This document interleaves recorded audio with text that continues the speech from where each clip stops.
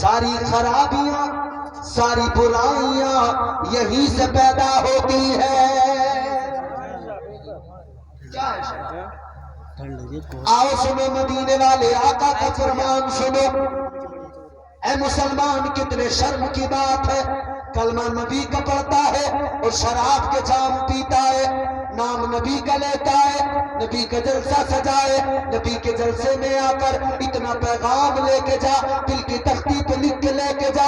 آج کے بعد میں اگر شرابی ہے تو کبھی شراب کا گلاس نہیں پکڑے گا، شراب کو ہاتھ نہیں لگائے گا. تو مصطفیٰ کریم کی امت ہے، تجھے مصطفیٰ کے امتی ہونے کا شرف ہے. یاد رکھ لے، جب تک اسلام میں شراب حرام نہیں تھی سب پیا کرتے تھے یا کچھ پیا کرتے تھے، لیکن ایک وقت ایسا آیا، حضرت انس رضی اللہ تعالیٰ عنہ آپ فرماتے ہیں میں اس وقت میں چھوٹا تھا، قہوہ خانے کے اندر میں لوگوں کو شراب دیا کرتا تھا، میں لوگوں کو شراب کے گلاس دیتا تھا. لیکن ایک روز کعبہ میں آواز آئی، ایک روز مصطفیٰ کا اعلان ہو گیا، قال رسول اللہ صلی اللہ تعالیٰ علیہ وسلم انما الخمر یا ایھا المؤمنون. مصطفیٰ کا اعلان ہو گیا کہ یہ شراب اللہ نے مومنوں پر حرام کر دی ہے. اللہ اکبر کبیرہ. حضرت انس فرماتے ہیں جیسے یہ اعلان کانوں میں،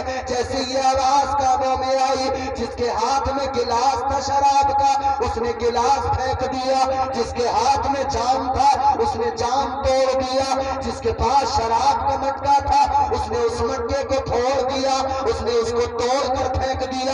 شراب پھینک دی گئی. آقا کی بارگاہ میں آ گئے مصطفیٰ کے صحابہ، عرض کرنے لگے یا رسول اللہ شراب حرام ہو گئی ہے، لیکن آقا اب شراب تو ہم کبھی نہیں پیئیں گے، گندی چیز ہے، کبھی ہاتھ نہیں لگائیں گے. لیکن آقا ہم جن برتنوں میں شراب پیا کرتے تھے وہ برتن ابھی بھی ہمارے گھروں میں موجود ہے، یا رسول اللہ ان برتنوں کا کیا کرنا ہے؟ میرے آقا نے فرمایا پاک کر لو، استعمال کر سکتے ہو. وہ کہنے لگے یا رسول اللہ ہماری غیرت کو گوارا نہیں، ہماری محبت کو گوارا نہیں کہ آقا نے کسی شے کو حرام کیا ہے، آقا نے حرام بتا دیا، اللہ نے حرام کر دیا. اور اس شراب کو ہم نے جن برتنوں میں پیا ہے ہماری غیرت گوارا نہیں کرتی کہ ان برتنوں کو اپنے گھروں میں رکھے. مصطفیٰ کے صحابہ نے عرض کیا یا رسول اللہ اپنے گھروں سے شراب کو نکالا ہے تو ہر شراب کی ہر نشانی کو نکال دیں گے. یا رسول اللہ جب شراب کو نکال دیا ان برتنوں کو بھی اپنے گھروں میں نہیں رکھیں گے.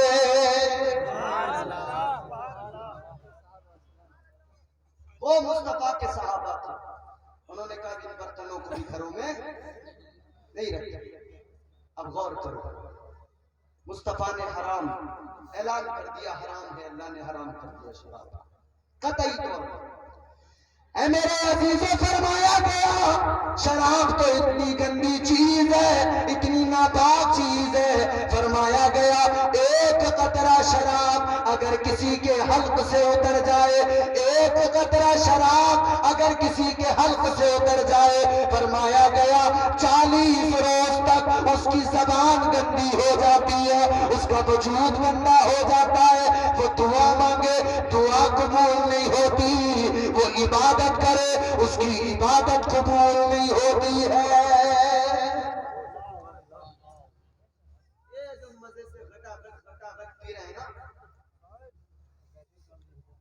شہروں میں جا کے نئے بچے نئی عمر کے وہ شہروں میں جا کے کہہ رہے ہیں کہ بھائی ٹونک ہے، ٹونک اس سے صحت بنے گی. 24 گھنٹے پاک ہو جاتے ہیں. کہہ رہے ہیں بھلے ٹونک ہے، یہ بیئر ہے، یہ شراب نہیں ہے. کہتے ہیں یہ پھلوں کا جوس ہے، شراب نہیں ہے. ارے بے وقوف تجھے پتا کیوں نہیں ہے کہ شراب پھلوں کے جوس کی بنتی ہے؟ اور سنو ہمارے صوفیاء فرماتے ہیں شراب 1000 سال تک رکھی رہے، شراب اس وقت تک شراب نہیں بنتی جب تک کہ شیطان اس کے اندر پیشاب نہیں کرتا ہے. شراب کو پھلوں کا جوس بتا کر پینے والے غور کرو، تم جو پی رہے ہو وہ کچھ اور نہیں، شیطان کا پیشاب پی رہے ہو۔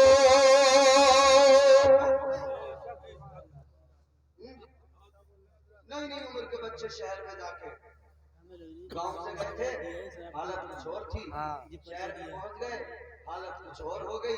اب گاؤں والے سمجھ ہی نہیں رہے ہیں۔ 4 دن شہر میں جو رہ لیے ہیں، 4 دن شہر میں رہ لیے تو گاؤں والے کو تو آدمی نہیں سمجھ رہے، گاؤں والے کو جو سمجھ رہے ہیں تو پاگل ہے، یہ کیا جانتا ہے،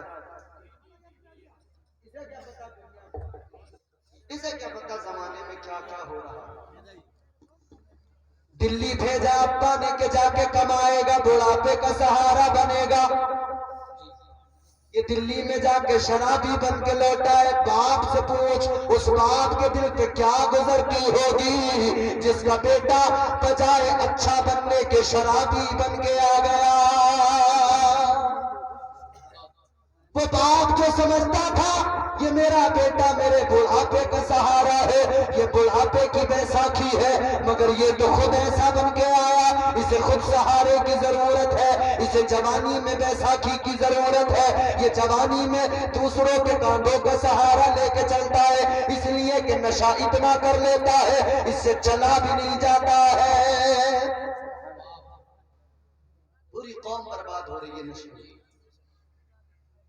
نشہ کرنے والوں کو بھی تم نے یہ یاد نہیں کیا، نشہ کرتے وقت میں تمہیں رب کی رحمتیں یاد نہیں آتی، نشہ کرتے وقت میں کبھی تمہیں رب کا پیار یاد نہیں آتا، کبھی کیوں نہیں سوچتے کہ اللہ تو اتنا پیار کرتا ہے اور تم اس پیار کرنے والے خدا کی نافرمانی کرتے ہو۔ ارے مصطفیٰ کی امتی ہو، غور کرنا، مصطفیٰ کی امتی ہو، بس یہی ایک وجہ ہے کہ بچے ہوئے ہیں ہم اور آپ۔ ہم اور آپ مصطفیٰ کے امتی ہیں اس لیے بچے ہوئے ہیں، ورنہ اعمال ایسے ہیں ہی نہیں ہمارے کہ ہم بچ رہے ہیں۔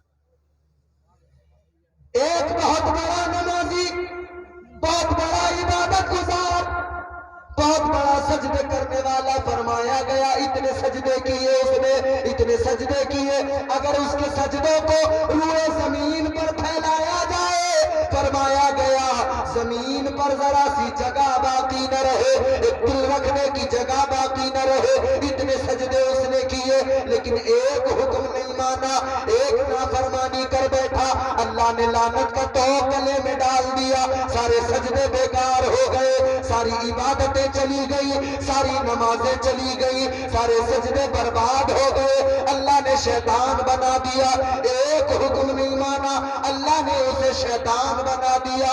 اب غور کرو آپ اور ہم کتنی نافرمانیاں کرتے ہیں، کس قدر اللہ کے حکموں کے خلاف کام کرتے ہیں، کیوں نہیں سوچتے اللہ تعالیٰ ایک حکم نہ ماننے پر جب اسے شیطان بنا سکتا ہے تو اللہ ہمیں بھی، اللہ ہمارے ساتھ بھی کیا کچھ کر سکتا ہے۔